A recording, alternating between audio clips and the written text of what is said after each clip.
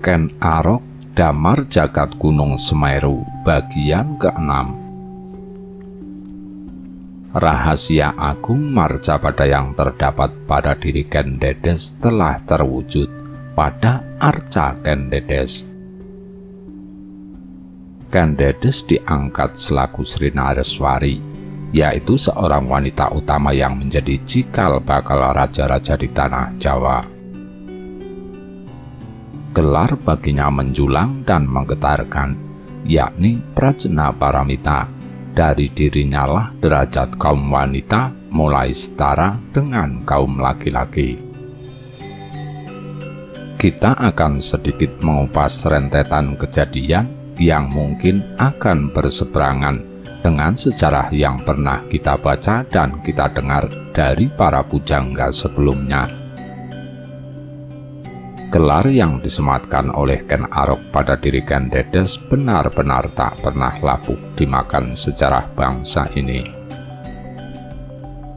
Gelar itu malah semakin mendarah daging pada setiap orang, terutama pada gadis yang menginjak usia dewasa. Mereka berlomba mempersolek diri agar menjadi sosok Ken Dedes yang menjadi pusat perhatian lawan jenisnya. Kisah ini menjadi bagian akhir dari cerita Ken Arok Damar Jagat Gunung Semeru. Cerita ini belum pernah tertulis dalam babat dan serat manapun, jadi kami mohon Anda tidak menanyakan dari mana sumber cerita ini. Semoga Anda berbahagia mendengarnya. Setelah Aryateja diangkat menjadi Tunggul Ametung II, Brahmana yang loh gawe segera mencarikan pendamping untuk Aryateja. Di Tumapel tidak ada wanita yang cocok untuk disandingkan dengan Aryateja. Brahmana loh gawe berpikir keras agar murid kesayangannya itu mempunyai seorang istri. Ia teringat dengan sahabatnya di Jawa Dipa yang menjadi penasehat utama raja, yaitu Empu Purwa. Kabarnya empu ini sangat waskita dan mempunyai seorang anak perempuan. Loh gawe segera menemui Empu Purwa untuk melamar Ken Dedes. Empu Purwa menerima lamaran dari Hyang Loh gawe yang terkenal sakti mandraguna dan bijaksana. Kabarnya gadis itu bernama Ken Dedes, gadis yang masih polos dan belum pernah mengenal laki-laki lain. Ken Dedes adalah wanita yang mulia. Para kaum pujangga menuturkan Ken Dedes akan menjadi ibu dari semua raja di Singasari dan Majapahit. Panawijen adalah cikal bakal raja-raja Singasari dan juga Majapahit.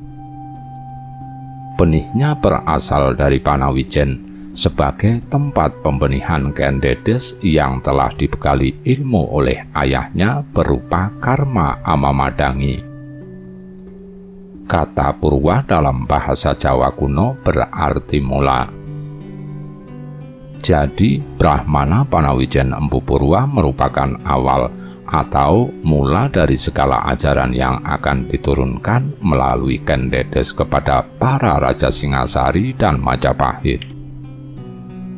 Seorang wanita yang nantinya akan menjadi ibu dan menurunkan raja-raja, mempunyai status yang sangat mulia.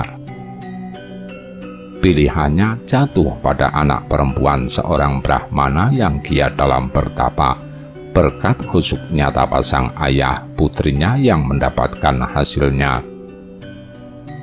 Dalam kisahnya ini, Ken Dedes mendapat anugerah dari Ken Arok berupa Wahyu Cakraningrat, yakni anugerah untuk menurunkan para raja Singasari dan Majapahit. Ken Dedes mempunyai status yang sangat dimuliakan oleh Ken Arok, maka ia bukan wanita sembarangan. Wanita yang dapat mempunyai status semulia Ken Dedes adalah seorang wanita bangsawan atau keturunan Brahmana yang kusuk dalam bertapa. Ken Dedes itu sangat cantik. Ia juga seorang wanita yang sopan, patuh, dan telah matang dalam ilmunya, karena ia telah mempelajari karma Amamadhangi, laku utama yang menuntunnya dalam kesempurnaan. Karma Amamadhangi adalah ajaran Buddha yang terdiri dari 8 laku utama, yakni pandangan yang benar, pikiran yang benar, bicara yang benar, tindak laku yang benar, kehidupan yang benar, usaha yang benar, ingatan yang benar, dan samadhi. Telah disebutkan oleh Yang Suci Pandita bahwa Dedes adalah wanita Nareswari. Ia perempuan istimewa seolah tiada duanya. Tidak hanya cantik menawan laksana berlian, terpuji pula sikapnya. Satu keistimewaan yang tidak akan dijumpai pada wanita lain di Marjabada ini adalah tanda pada kewanitaannya yang memancarkan cahaya terang jika dipandang. Lelaki manapun juga, bila dapat menyiramkan benih kelelakiannya ke rahim Ken Dedes, maka ia dan keturunannya akan menjadi maharaja. Dedes merupakan putri tunggal Empu Purwa, Brahmana Buddha yang tersohor namanya di timur Gunung Kawi. Beliau berdiam di Panawijen, kawasan larangan bagi pasukan perang untuk menginjak atau memasukinya. Panawijen adalah kawasan yang hanya diperuntukkan bagi para pertapa saja, tempat mencari ketenangan dan ketentraman batin. Sementara itu kecantikan dan kemolekan Dedes luar biasa mempesona, seakan gambaran kesempurnaan wajah dan tubuh wanita ada padanya. Semua pujian untuk wanita serasa jadi miliknya. Dialah Sekar Ayu Panawijen yang membuat para lelaki berlomba-lomba untuk menyuntingnya. Namun Dedes tidak peduli dengan kerling mata nakal para lelaki penggoda. Dedes sang jelita ini belum menunjukkan minatnya untuk diikat selaku istri dalam rumah tangga. Ia dingin bagai puncak gunung es, tidak terpengaruh hembusan angin hasrat lelaki. Waktunya hanya dihabiskan untuk beribadah, berbakti kepada para dewa, dan mengurus bapak terkasihnya. Dedes tumbuh mewangi dalam kemolekan wajah, tubuh, dan perangai, serta memegang teguh ajaran luhur Sang Begawan Agung Siddhartha Gautama. Kuda Sang Empu Purwa dan Ken Dedes dihentikan Ken Arok, pengawas kawasan Padepokan Hyang Loh Gawe. Empu Purwa dengan tenang berbicara di atas kuda yang ditungganginya. Matanya berbinar-binar, seakan menunjukkan kerinduan dan kebahagiaan yang berlebih di hadapan Ken Arok. Kisana yang baik hati, apakah aku boleh menghadap Yang Mulia Brahmana Loh Gawe? Aku sahabat lamanya dari Jawadipa ingin berjumpa dengan Yang Mulia Hyang Loh Gawe. Yang Mulia Empu, sesungguhnya Bapak Hyang Loh Gawe sedang ada tamu. Beliau tidak bisa diganggu, tak bisa menerima tamu lain, jelas Ken Arok. Lalu, apakah kedatangan aku dan anakku ke Tumapel ini hanyalah sebuah kesia-siaan? Mata Empu Purwa melirik ke arah Ken Dedes. Matanya tetap berharap pada Ken Arok yang menghadapinya dengan kesopanan. Apakah tak ada sosok di Tumapel ini yang bisa menerima aku dan putriku sebagai saudara? Yang Mulia Bapak Hyang Loh Gawe telah mewakilkan kepada hamba untuk menerima tamu, kata Ken Arok sambil menundukkan wajahnya. Lalu, mengapa Kisana tak segera mengantarkanku pada Yang Mulia Brahmana Hyang Loh Gawe? Inilah saat pertama kalinya Ken Arok berjumpa dengan Ken Dedes. Ken Arok melihat Ken Dedes tengah berada di samping Empu Purwa. Pancaran ketenangan dan kelembutan yang luar biasa dari sang perawan itu begitu mengejutkan Arok, meski dengan piawai ia tutupi kekagumannya. Hatinya bergetar hebat. Ken Arok begitu terpesona serasa melihat Ratu Bidadari yang tengah berada di marcapada ini. Dedes pun merasakan hatinya bergetar hebat saat pertama kali melihat Arok. Ketampanan wajahnya, kesopanan perilaku, dan juga kegagahannya selaku penjaga gerbang Padepokan Hyang Loh Gawe membuatnya terpesona. Ia melihat sosok sempurna yang seharusnya menjadi belahan jiwanya, bukan orang lain. Namun seperti halnya Ken Arok, Ken Dedes pun segera menutupi keterkejutan dan keterpesonaan pada Arok. Ia tetap tenang dan penuh wibawa. Silahkan Yang Mulia Empu, mari masuk ke dalam. Tiba-tiba Ken Arok membantu Empu Purwa dan Dedes yang turun dari kuda mereka masing-masing. Sekelebat Ken Arok terpesona dengan melihat sesuatu yang ada di depannya. Ketika kaki Ken Dedes hendak turun dari kuda, kain yang menutupi betisnya tersingkap, dan Ken Arok melihat vagina Ken Dedes yang penuh dengan cahaya kemerahan hingga ia terbengong-bengong. Dadanya serasa bergetar hebat merasakan sesuatu yang belum pernah ia rasakan. Ken Dedes yang penuh pesona menyadari semuanya dan salah tingkah di hadapan Ken Arok. Ken Dedes semakin tersipu malu, wajahnya berbinar hingga kecantikannya kian terpancar. Silahkan masuk Yang Mulia, kata Ken Arok sambil membuka pintu gerbang Padepokan Hyang Loh Gawe. Sambil gugup dan tergopoh-gopoh, Ken Arok berlari menemui Hyang Loh Gawe menceritakan ada tamu yang akan menemuinya. Ken Arok tak pernah tahu bahwa Ken Dedes adalah calon istri Arya Teja Tunggul Ametung II. Hyang Loh Gawe segera menemui Empu Purwa dan Ken Dedes di ruang paseban. Semua murid padepokan mengintip tamu yang datang.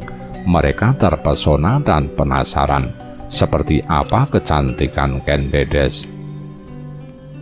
Seperti apa aurat Ken Dedes yang bersinar kemerahan, seperti yang diceritakan Ken Arok pada temannya seorang cantrik Padepokan Hyang Loh Gawe.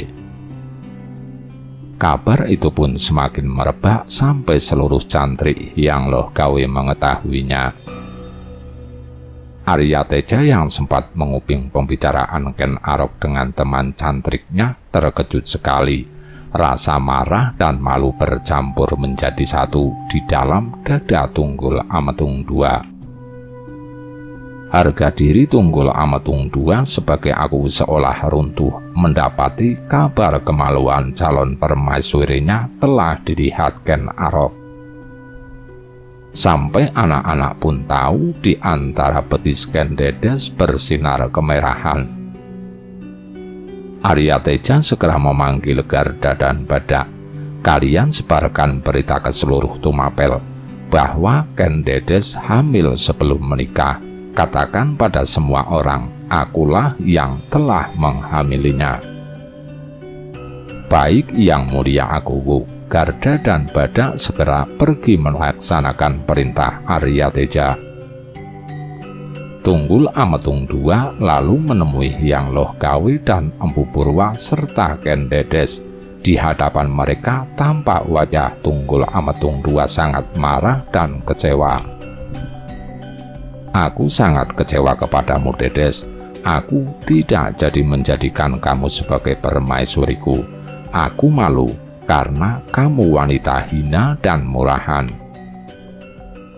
Seketika tangis Ken Dedes meledak. Ia menangis bukan karena tidak jadi permaisuri Tunggul Ametung II, melainkan dituduh sebagai wanita murahan yang tidak bisa menjaga kesuciannya. Hyang Loh Kawe dan Empu Purwa sangat kaget dengan keputusan Tunggul Ametung yang secara tiba-tiba membatalkan pernikahannya dengan Ken Dedes. Meski terus-menerus diwarnai tangis penyesalan Ken Dedes, Tunggul Ametung merasa malu mendudukan Ken Dedes sebagai permaisuri Tumapel. Hancurlah harapan Brahmana Hyang Loh Kawe dan Empu Purwa. Namun bagaimanapun juga Ken Dedes hanya menginginkan kesucian yang disandangnya, yang belum tersentuh siapapun, yang taat beribadah, berbakti kepada Hyang Dewata dan mengurus bapaknya. Ken Dedes semakin menumpahkan tangisnya bila mengingat ayahandanya. Kabar Ken Dedes hamil duluan seketika geger di daerah Tumapel. Tunggul Ametung II menyebarkan berita bahwa yang menghamili Ken Dedes adalah dirinya, dan dia tidak mau menikahi Ken Dedes karena dianggap sebagai wanita murahan. Hancurlah hati Ken Dedes sebagai wanita anak seorang empu dan Brahmana. Bagaimanapun ia tidak pernah melakukan hal yang nista. Mendapati hal demikian, Hyang Loh Kawe semakin penasaran. Sebenarnya apa yang terjadi pada Tunggul Ametung II dan Ken Dedes? Ia pun memanggil Ken Arok menanyakan mengapa Sang Aku membatalkan pernikahannya dengan Ken Dedes. Ken Arok pun menceritakan awal mula kedatangan Empu Purwa dan Ken Dedes ke padepokan Hyang Loh Kawe. Ia bercerita bahwa semua cantrik di padepokan mengetahui bahwa kemaluan Ken Dedes bersinar kemerahan hingga kabar tersebut sampai ke telinga Sang Akuwu. Sang Akuwu pun merasa malu dan marah hingga ia membatalkan pernikahannya dengan Ken Dedes. Dada Hyang Loh Kawe terasa sesak dengan semua cerita Ken Arok. Hyang Loh Kawe merasa bagai dijatuhkan dari langit. Ia merasa tak mampu mendidik Ken Arok dan semua cantriknya. Ia kecewa dengan semuanya. Yang terjadi kemudian adalah Hyang Loh Kawe benar-benar telah mengerahkan segenap kemampuan dan kekuatannya, sehingga segenap tenaganya telah terayun pada keris tipisnya. Ia percaya bahwa kerisnya adalah keris yang kuat, sehingga tidak akan patah untuk menebas leher Ken Arok. Kesempatan itu tidak dilewatkan oleh Hyang Loh Kawe yang memang ingin menunjukkan kelebihannya itu. Sekali ia menggeser senjatanya dan memutarnya sebelum Ken Arok sempat memperbaiki keadaannya, maka Hyang Loh Kawe dengan garangnya telah mengayunkan kerisnya. Sementara itu, sekali lagi Ken Arok tetap diam dan tenang. Dia tidak menghindar ataupun lari dari tebasan keris Hyang Loh Kawe. Ken Arok telah siap jika harus mati di tangan gurunya sendiri. Namun ketika Hyang Loh Kawe melihat seleret warna hitam di dada Ken Arok, tiba-tiba saja ia tertegun. Kerisnya yang siap menyambar Ken Arok bagaikan tertahan sekejap. Namun yang sekejap itu telah memberi kesempatan kepada Ken Arok untuk menempelkan lehernya pada keris itu. Hyang Loh Kawe yang bertubuh kekar itu terdorong surut. Terdengar ia mengaduh tertahan. Dengan sisa tenaga yang ada padanya, maka ia pun segera berloncatan menghindar. Keris ini memang luar biasa, berkata Arok di dalam hatinya. Leherku hampir tidak merasa bahwa ujung keris ini telah menyobek lehernya. Sejenak Hyang Loh Kawe termangu-mangu. Ia melihat Ken Arok mengusap lehernya dengan jari-jarinya. Kemudian wajahnya semakin tertunduk pasrah. Arok semakin pasrah di hadapan gurunya. karena ia merasa bersalah dan harus siap menanggung segala perbuatan yang telah dilakukannya. Tanggung jawab adalah sifat Ken Arok sebagai laki-laki. Sejenak kemudian, Yang Loh Kawe pun telah meloncat dengan keris terjulur, tetapi Yang Loh Kawe benar-benar tidak mau melepaskannya. Ia segera menarik kerisnya yang terjulur, kemudian memutarnya dan menebas ke samping. Seperti keraguan-raguan telah menyentuh hati Yang Loh Kawe, tetapi ia menggertakkan giginya sambil berkata, "Aku tidak boleh ragu-ragu." Namun sebenarnya lah bahwa memang Yang Loh Kawe tidak ingin membunuh Ken Arok. Karena itulah, maka yang dilakukan kemudian adalah berdiri dengan kaki renggang. Sebelum tangannya bertolak pinggang, sedang tangannya yang lain berpegangan erat pada hulu kerisnya yang menunduk mengarah ke leher Ken Arok. "Aku dapat membunuhmu, Arok," teriak Yang Loh Kawe. Empu Purwa ternyata tidak mencegahnya. Sambil tersenyum ia berkata, "Itu hakmu. Jika kau ingin membunuhnya, tidak ada seorang pun yang dapat menghalangimu." Yang Loh Kawe menggeram. Sekilas dipandanginya wajah Ken Arok. Ia mengumpat di dalam hatinya ketika ia melihat Ken Arok tersenyum.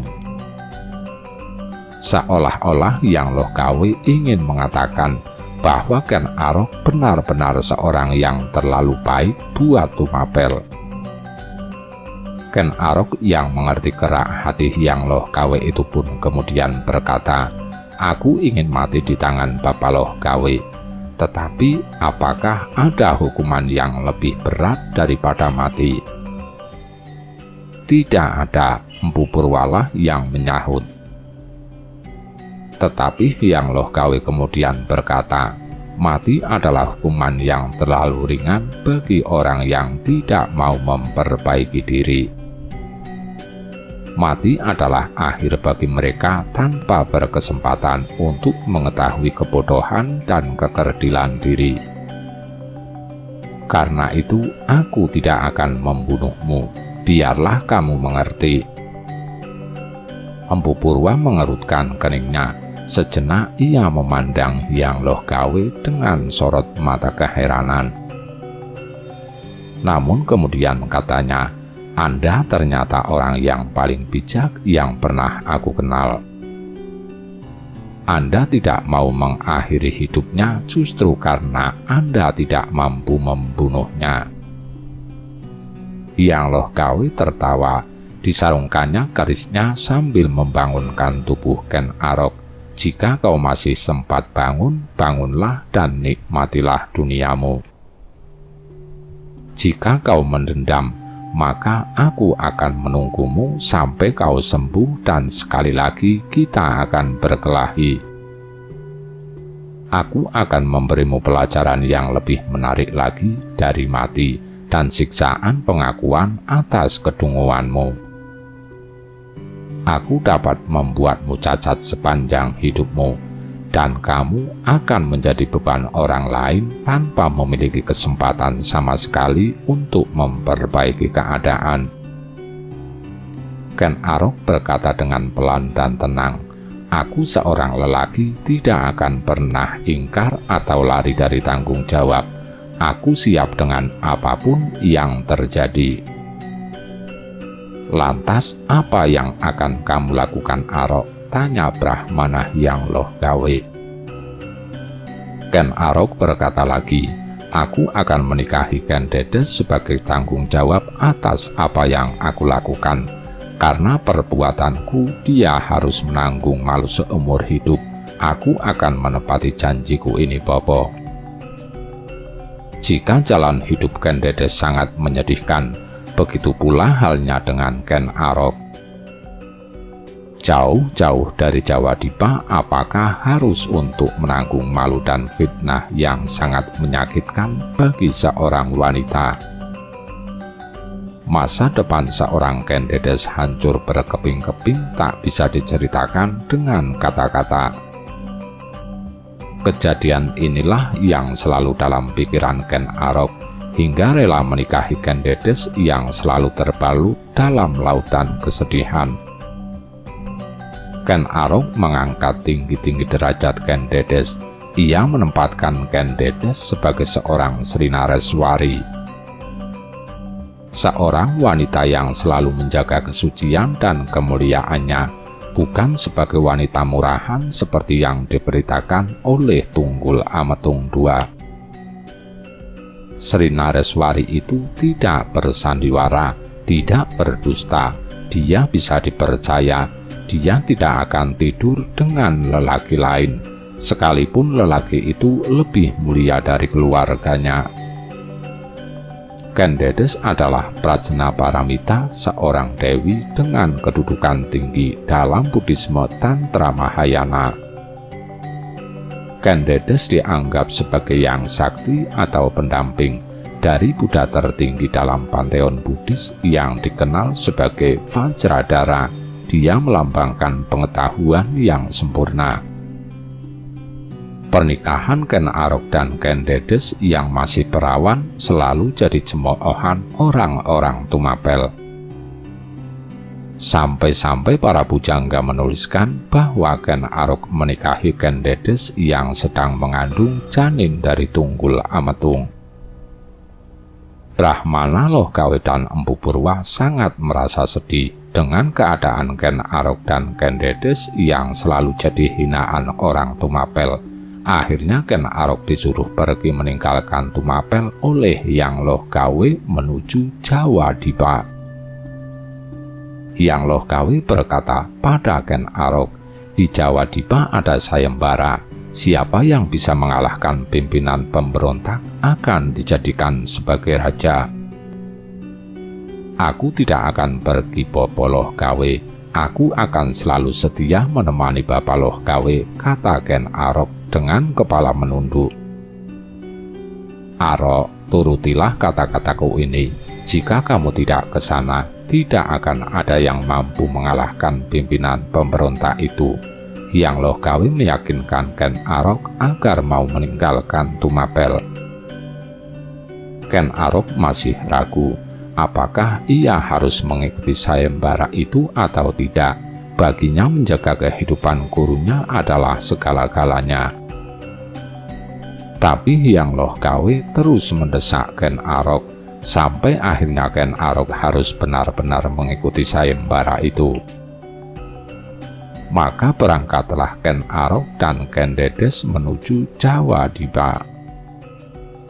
Dan kita tidak akan membahas perjuangan Ken Arok mengikuti sayembara dari sang raja, karena Ken Arok sudah berganti nama menjadi Damar Wulan atau Damar Sasongko. Kisah perjalanan Ken Arok mencapai puncak kejayaan oleh sebagian masyarakat Jawa Timuran lebih dikenal dengan cerita Damar Wulan atau Damar Sasongko. Namun kisah Damar Wulan sempat tertutup misteri dengan adanya Sera Damar Wulan. Setelah Damar Wulan atau Ken Arok menjadi raja pertama Singasari, ia bergelar Sri Raja Sabatara Sang Amurwa Bumi, mempunyai nama gelar Prabu Damar Jagat. Hingga menjadi seorang raja pun, Ken Arok masih ingin menebus kesalahannya pada Ken Dedes. Sampai-sampai ia mengukir patung Ken Dedes sebagai Prajna Paramita. Maka tidak terkira bahagia hati Ken Dedes ketika ia bersanding dengan Arca Prajna Paramita, apalagi setelah rahimnya lahir seorang anak kandung Ken Arok bernama Anusapati. Ken Arok adalah lelaki sejati yang dapat memenuhi setiap janjinya. Akhir hidup Ken Arok masih menjadi misteri. Apakah ia benar-benar moksa ataukah masih meninggalkan raga? Yang jelas apabila ada Arca Ken Dedes, pastilah ada Arca Ken Arok. Selesai. Rahayu, rahayu, rahayu.